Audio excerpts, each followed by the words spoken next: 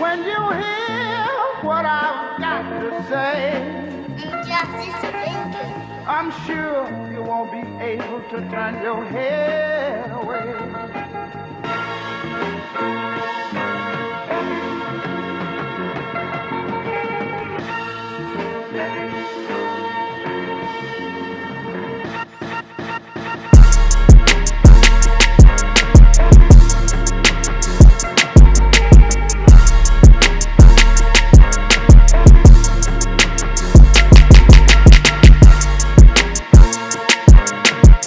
All right, we back with another episode of The Concrete, episode 39 here. We got another special guest. I know we've been doing a lot of music lately, so I wanted to switch it up and get into the fashion, man. I also want to tell a story, or at least hear about how a person changed their life. You get what I'm saying? So, also, this person created Esto Premium Denim. Shout out to my man Stef. Appreciate you coming on, bro. Appreciate you, bro. Alright, I always like to start the concrete off with an icebreaker. I know this might be a little different but I just want to get you watch movies and stuff like that, right? Yeah. So name a movie that made you cry or almost cry. Friday Night Lights. Okay. Friday Night Lights. When he realized he couldn't play football no more, like towards the end, Right. it was like, damn, like he ain't playing for that. Right. He was like, and it hit him. Then he started crying. That shit had me like, what the fuck? Like, Yeah, that was a deep moment because he ain't had nothing else. He wasn't prepared for nothing else. He wasn't prepared for anything else. Right. So, where you from, man? As far as your upbringing, man, let us know where you from, man. I'm from the west side of Wilmington. Okay. I've been on the west side since I was about 13, 14. Okay.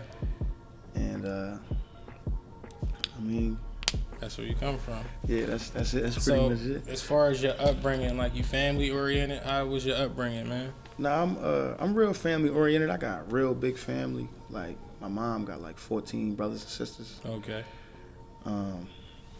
But I also like was kind of like raised on my own. Like my mom is like the only one with one child. Okay. So and my family, my whole family is like really from like downstate. So like I was born there, but me and my mom moved up Wilmington like young. Okay. Like, so I was like 2 or some shit. Okay. See, I ain't never know that, and I know you for a minute, but I ain't never known that. All right. So, growing up, you said y'all wasn't like your family was from a different place. You grew up here, but like growing up, like who did you look up to in your family? In my family, growing up, I looked up to like my uncles, like a lot of my uncles, and like my pop to a certain extent. Mm-hmm. But I would say really like my mom, like just seeing like her doing it all on her own for real. Right, holding it down. Yeah. Yeah, I feel that. I definitely feel that. So like, you got a clothing brand. I know you though, so the clothing brand thing, like I don't know who you gonna say here, but who inspired you outside your family? Because I feel like the clothing brand, to know you and to know what you just created and what you're doing is something crazy and different. So who inspired you outside your family? Like I wouldn't say even on a clothes tip, but just period. Inspired me outside my family. I mean, I got a lot of friends that's doing like the clothes thing. Mm-hmm. And during like the pandemic, my fiance, she had like an online boutique. Right. And I really saw like the numbers she was doing. So it was like damn, like I'm really watching her like really like make bread. Right. And I spent a lot of money on clothes. Mm-hmm. So like that kind of had me like, you know what I mean? Like shit, I can do this shit. I know what I like. I know what I want. Right. Let me see if I can really like put my twist on something. Right. And I definitely feel that because I've definitely like you always got fly. Yeah. You definitely always in your own way. You feel me? You got your own sweat. So growing up, man, what was your dreams growing up? I don't know the answer to this either though. I could like, you feel me? You about to surprise me. Yeah, well, growing up, I mean, like, you know, we always I just looked up to people in the neighborhood, man, and trying to and wanting to hoop, really, but like I looked up to the older guys in the neighborhood, right? Like, you know what I mean, all the dope boys. Yeah, the usual, Yeah, like, the you feel normal, me? That's what you saw in normal, in that environment, man. So I definitely feel that. So as far as Esto Premium Denim, like, what is it? Like, how did it come about? All right, so Esto is like something I made, but Esteban is my name in Spanish. So This bull, man. So half of Esto would be like Este, like Stef. Okay. But that sound like too feminine, so I just call it Esto. Okay. But it's like it just rolled off the tongue. It seemed like something that was like smooth, something that like it ain't like it can be marketed to all kinds of people, not something that when somebody hears it, they like, oh, this some shit a nigga made, or yeah, it sound like some European shit. Yeah, it just sound like something else. Okay. I always want to know how you came up with that name. Okay, I'm learning here too, y'all. You feel me? I'm liking this. So like, when did you drop your first merch though? Like, I dropped my first merch, like right at like kind of like in the middle of the pandemic for real, like heading into 2021, like right before 2021, like October, I kind of put the idea out just to see like if people was gonna bite. They was like, oh, okay, like, but I guess it was easy for people to kind of buy in because I kind of carry myself like a certain way, like dressing and shit like that. So it was cool. I got a little following with just posting that I was gonna do it, and then when I actually like put something out in like January 2021, it was like it just like kind of went from there for real. How did that feel though? Like to finally do it though, because I know it took a lot of preparation for something like that. Like, you feel me?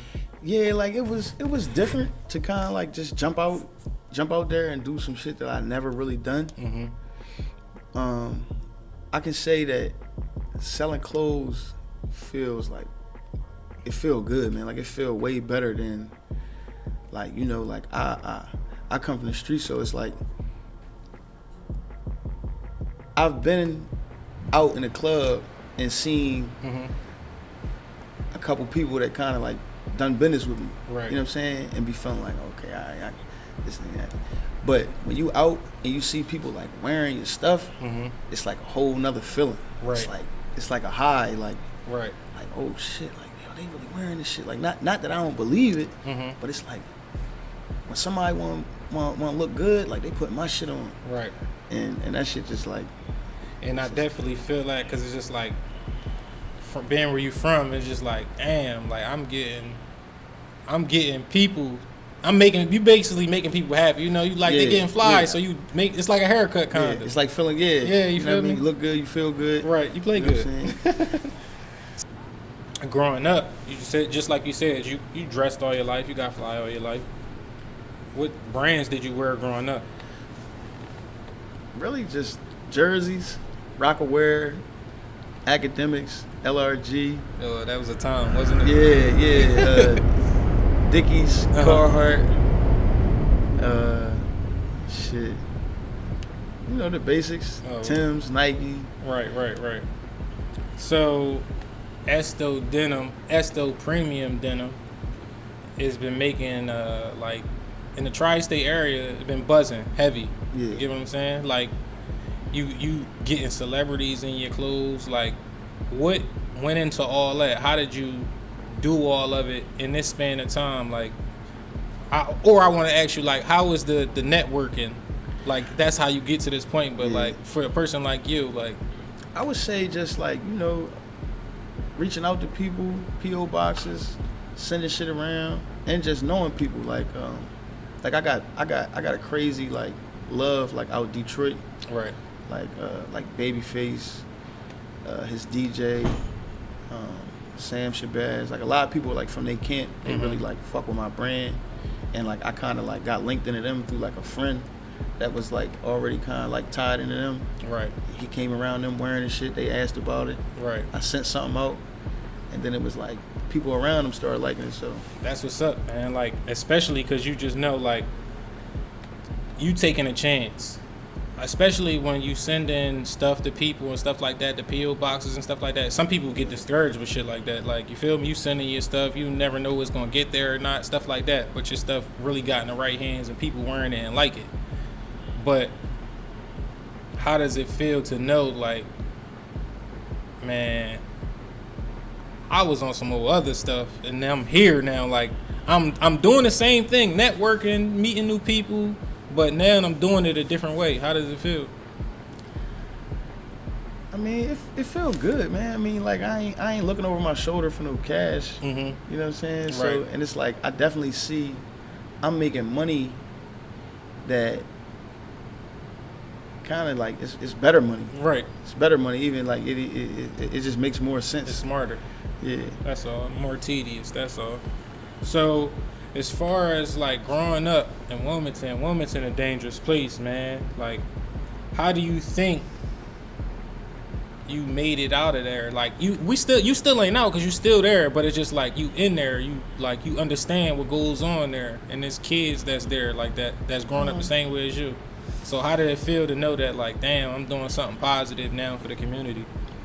I mean, it feels great, man. Just knowing that, like, when I come around, it's like, you know what I'm saying, everybody don't gotta look at me as like A threat.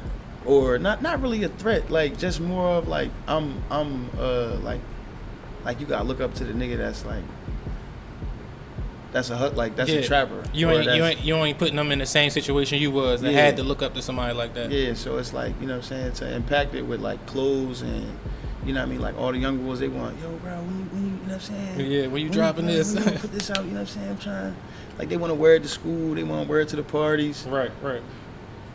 So that's tough. So how did you make sure, like, I know it was hard, like, I'm from Chester, I know how hard it is to maneuver, to stay alive, to stay positive, even with all the dumb stuff that goes on. So how did you maneuver that whole situation coming from Wilmington?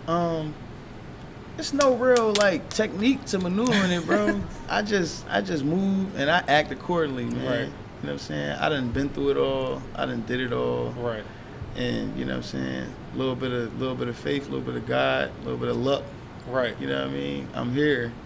It ain't a lot of 31-year-olds that's been through like everything that I've been through, been around everything I've been around. That's like here. I done lost so many friends and family, people growing up. Right.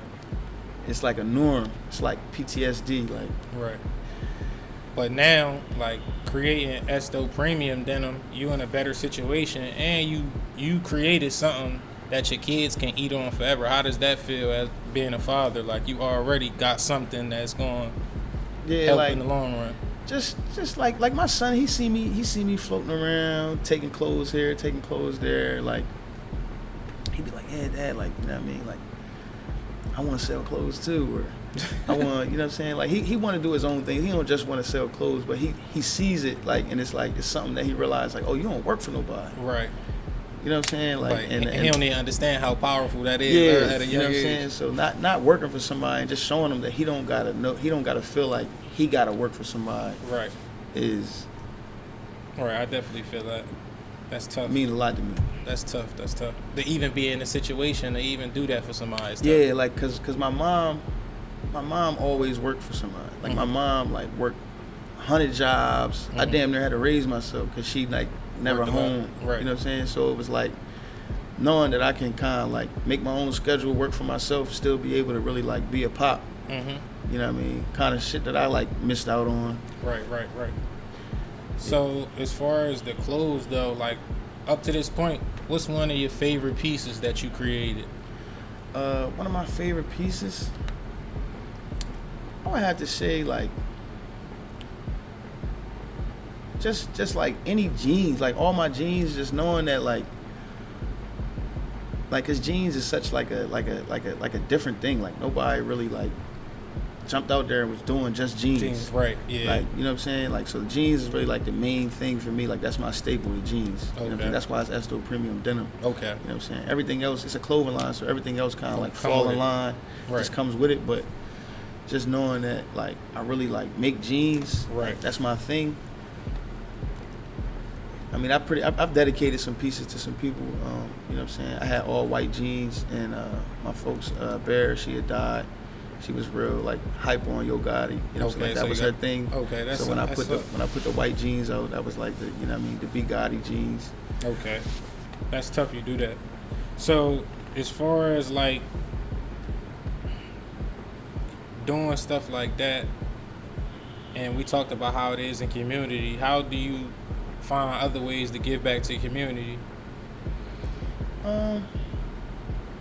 Just being around, really, just trying to like be able to give advice.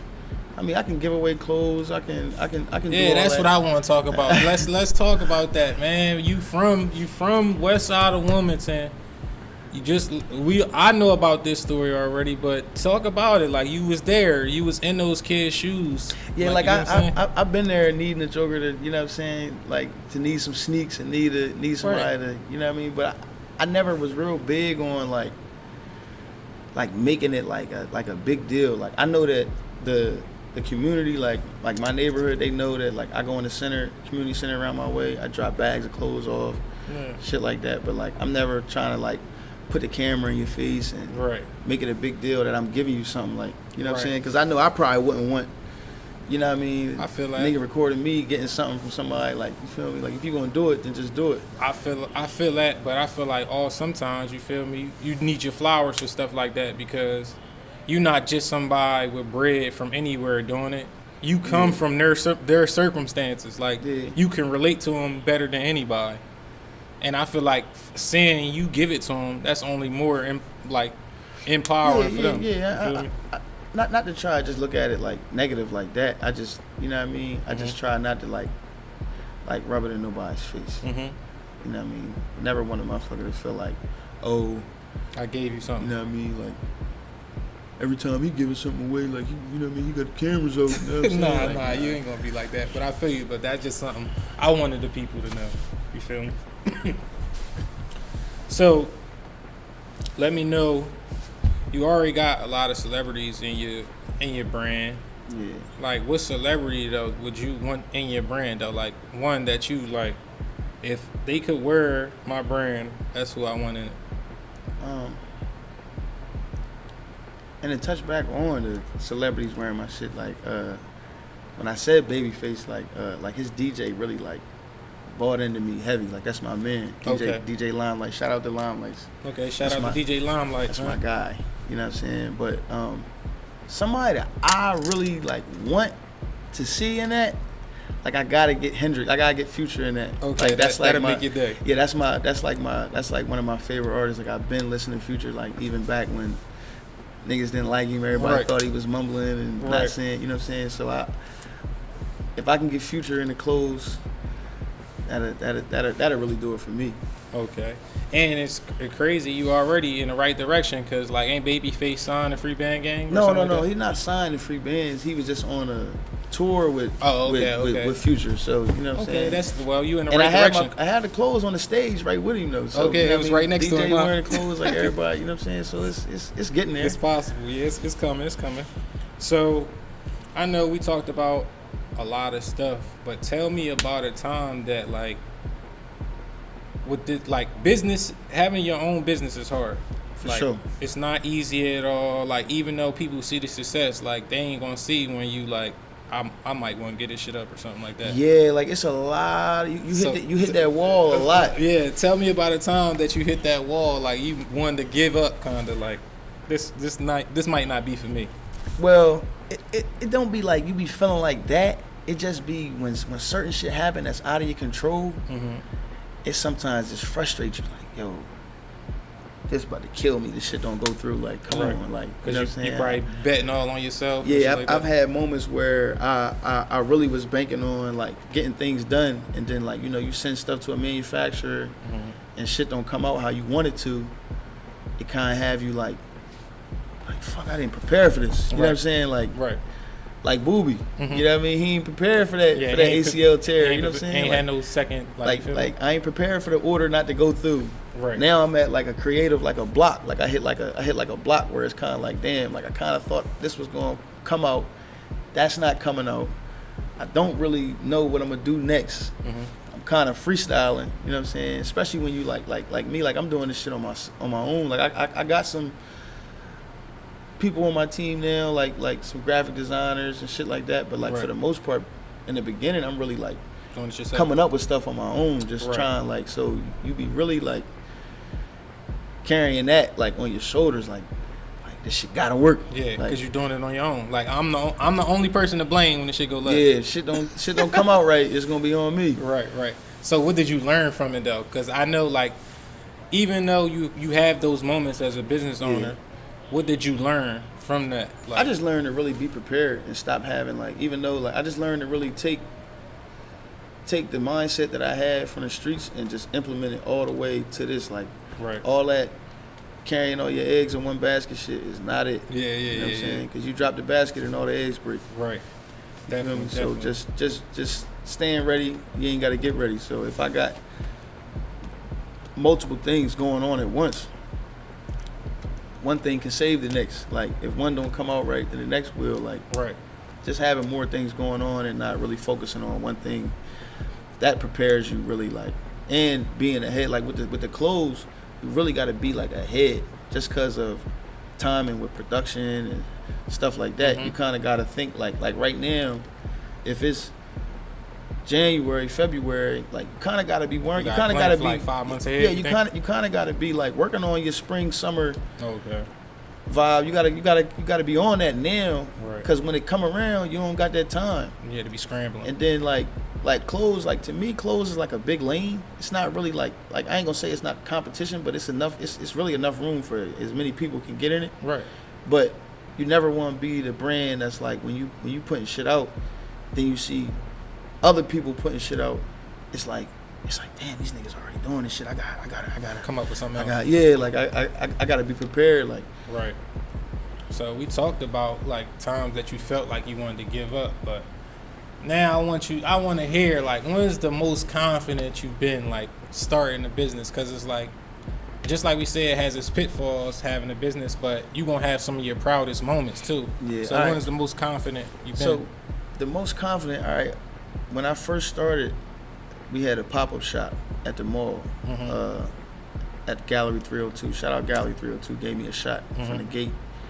And I did like 10,000, like 11,000, like 7 hours. That shit kind of blew my mind. Like, yo, I just made a dime. I ain't break a law. Yeah, right. I ain't looking over my shoulder. Right. I ain't like off clothes one day. And they want more. Yeah, and they need it. Yeah. Like, you know what I'm saying? They need it. So it was like that shit really like fueled me up. Like, oh yeah, this is it. Like I definitely ain't going back to doing no other shit. Right. So we talked about a lot. What's next for Esto Premium Denim? Like, what you got next? What I got next? Like, I know you don't want to let out all your secrets, but what you got next? Like, what can we look out for? So this upcoming year, really just I've been trying to focus on the women, cause the girls they buy. They spend. They spend, and they gonna buy the boy shit. They gonna, they gonna buy the man shit. They gonna tweak that however they can, and then they get to beating you down. What's up with the girl stuff? Like, you know what I'm saying? So, and when I do put out girl pieces, couple little things like they go quick. So I really want to cater to the women more this year. Just putting out just little shit, just more stuff for them, you know what I'm saying? Because they support the brand real heavy. That's tough, and though. just coming up with more, just like, you know what I mean, different type of shit. That's all. Stepping out the box a little more. I got you. So if I wanted to cop up on some Esto Premium Denim, where could I cop up right now? Right now, you can go to Gallery 302. That's in Newark, Delaware, 211 South Main Street, and you can DM the page. Okay. At Esto Premium Denim, or even me, Great 15, and the website estopremiumdenim.com. Okay. And we shipping out, we delivering, all that. Okay.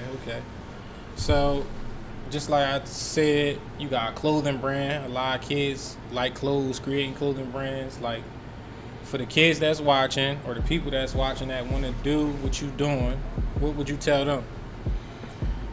Just, like, just be creative, man. Just be different. Like, be yourself.